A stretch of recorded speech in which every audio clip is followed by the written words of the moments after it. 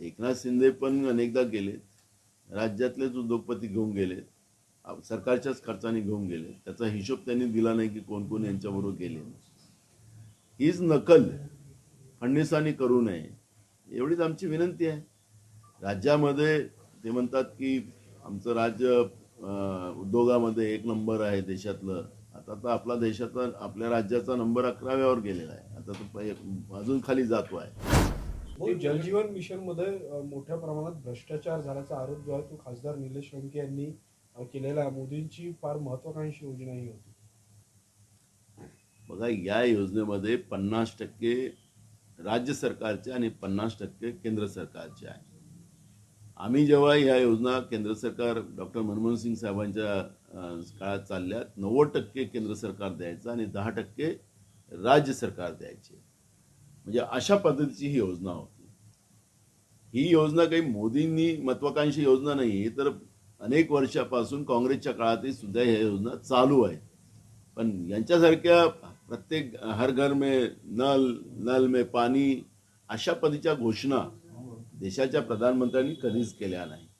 योगायोगानं नरेंद्र मोदीचं सरकार, त्यांच्याच विचाराचं सरकार महाराष्ट्रामध्ये आहे.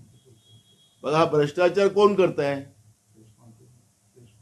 मोदी सरकार करते आहे की राज्यातलं फडणवीस सरकार करते आहे? त्याच्यामुळे या योजनेमध्ये गावामध्ये जे खोदून ठेवलेलं आहे, पाण्याचा सोर्स नाही, पाणी नाही, फक्त कॉन्ट्रॅक्टर आणि त्यांच्याकडून दलाली खाण्याचं काम जे सरकार करते आहे ते खरं वास्तव्य आहे. आणि अजूनपर्यंत महाराष्ट्रामध्ये अनेक गावामध्ये पिण्याचं पाणी नाही. जलजीवन योजनेचं काम पूर्ण झालेलं आहे पण पाण्याचा सोर्स नाही, अशी परिस्थिती महाराष्ट्रामध्ये आहे. आणि जे पाईपलाईनचं काम झालं त्याच्यातही मोठ्या प्रमाणात भ्रष्टाचार झालेला आहे. खासदार लंकेंनी जे सांगितलं त्याच्यातली ही वास्तविकता आहे. चंद्रपूरमधील वीज निर्मिती क्षेत्रात चंद्रपूरच्या जनतेने जे आहे ते सरकारला सहकार्य केले, मात्र सरकार जे आहे ते आम्हाला माती खायला लावत आहे असं सुधीर मुनगंटीवारने सरकारला गरज आहे.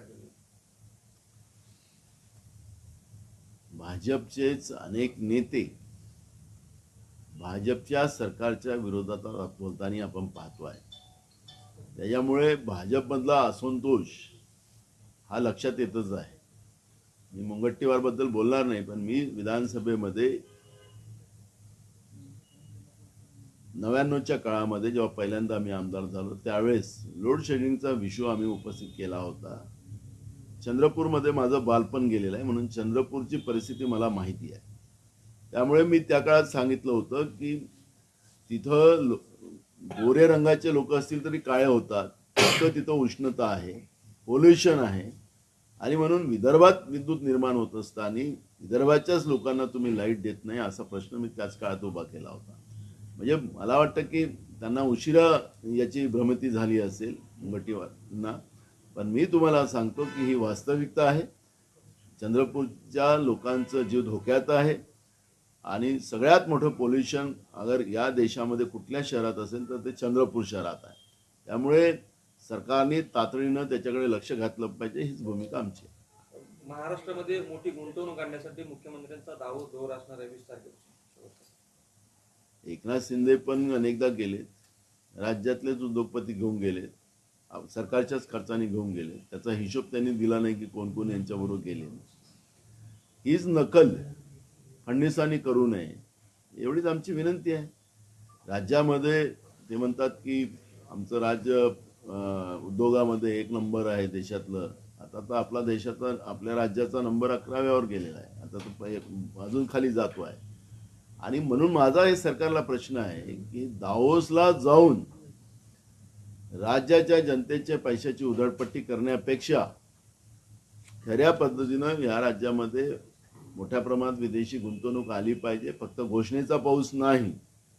आणि महाराष्ट्रामध्ये जी बेरोजगारी मोठ्या प्रमाणात वाढलेली आहे त्या औद्योगिक व्यवस्थेच्या माध्यमातून, आणि ते हरित उद्योग असले पाहिजे, पोल्युशनवाले उद्योग नसले पाहिजेत, आणि त्या माध्यमातून मोठ्या प्रमाणात जी बेरोजगारी आहे ती संपली पाहिजे, ही भूमिका आमची आहे.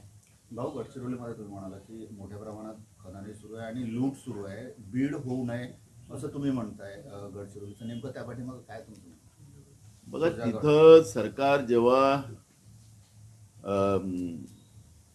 कारण की बीडचं जे उदाहरण आहे ते रेती माफियापासून सुरू झालं आणि रेती माफिया इथूनच खऱ्या अर्थानं मोठ्या प्रमाणात एक उद्रेक नाही म्हणायचं की त्यांचा पैसा आणि आर्थिक ताकद वाढते, अवैध व्यवस्था त्याच्यापासून, मानसिकता त्याच्यातून निर्माण होते आणि त्याच्यापासूनच बीडचं हे प्रकरण घडलेलं आहे.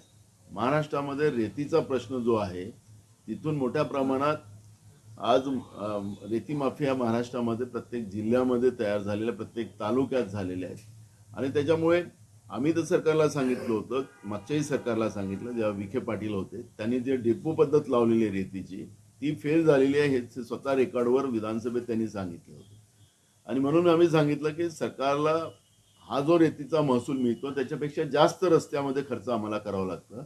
त्यामुळे रेती फ्री महाराष्ट्रात केली आणि ओव्हरलोडच्या व्यवस्थेवर आपण ब्रेक लावला तर राज्याचे पैसेही वाचतील आणि सर्वसामान्याला कमी किमतीमध्ये रेती त्या ठिकाणी मिळेल. पण सरकार रेती माफिया तयार करून तसंच गडचिरोलीमध्ये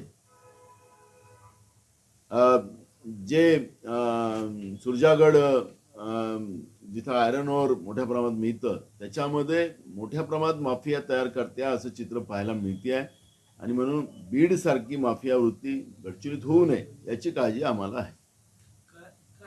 का असं वाटतं म्हणजे काय त्याच्या पाठीमागे की तिथे पण तुम्ही मला असं वाटतं की मीडियाने तिथं स्वतः जावं आणि तिथलं सगळं दर्शन घेऊन यावं आपण, की तिथली वास्तविकता बघावी, तिथल्या लोकांचं जनजीवन कसं प्रभावित झालेलं आहे या सगळ्या व्यवस्थेमुळे. त्यामुळे हे सगळं पाहिलं तर तुम्हाला वास्तविकता पूर्ण देशाला दाखवता येईल. भाऊ, आजपासून संघ राज्यातल्या मंत्र्यांचा 2 दिवसाचा वर्ग घेणार आहे.